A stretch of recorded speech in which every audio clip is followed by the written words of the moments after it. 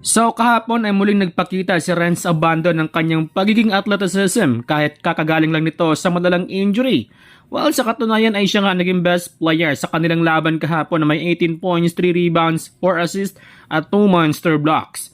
Matapos nga naging laban kahapon ay inihayag nga mismo ng Kitty Club na interesado man sila sa serbisyo dito kay Renz Abando.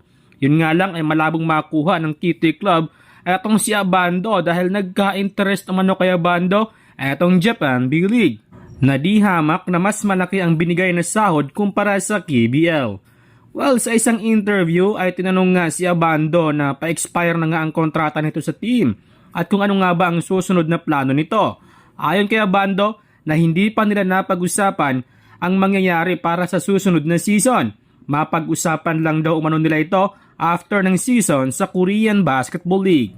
Pero ayon sa source ay posibleng makatanggap si Abando ng max contract sa KBL dahil napagkasunduan ng KBL na dagdagan ang sahod ng mga players.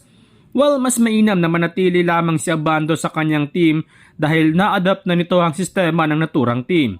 Siyempre, titignan din natin dyan kung tataasan nga ba ang kanyang sahod. Well, panguli sa ating update mga idol ay hindi natin may pagkaila na malaki talaga ang naiambag ni Kai sa viewership at marketing ng Japan B-League. Sa katunayan ay kung titingnan mo ang channel ng Japan ay hindi man lang nangalahati ang viewership ng naiambag ng ilang mga Filipino players. Malaking tulong ang engagement at viewership para sa isang liga dahil mahahatak nito ang mga marketing upang maging sponsor ng team. Tulad noong NBL Australia, nung wala pa si Kai Sotto doon ay sila Melo Ball ang nagbigay ng engagement sa liga. At nang pumasok si Kai ay mas lumakas na ang marketing ng team. So, posibleng mabigyan ng 800 million yen etong si Kai Sotto dahil hindi lang naman marketing ang naiambag ni Kai dahil nag-improve na rin ang kanyang laruan.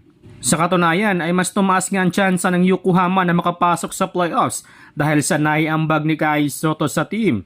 If ever na-offeran si Kai ng max contract ng Japan B-League, ay mapapanatili pa nito si Kai Sotto sa Japan. Kayo mga idol, ano sa tingin ninyo ang maaaring gawin ng kampo ni Kai Sotto after this season? Pag-usapan natin yan sa ating comment section.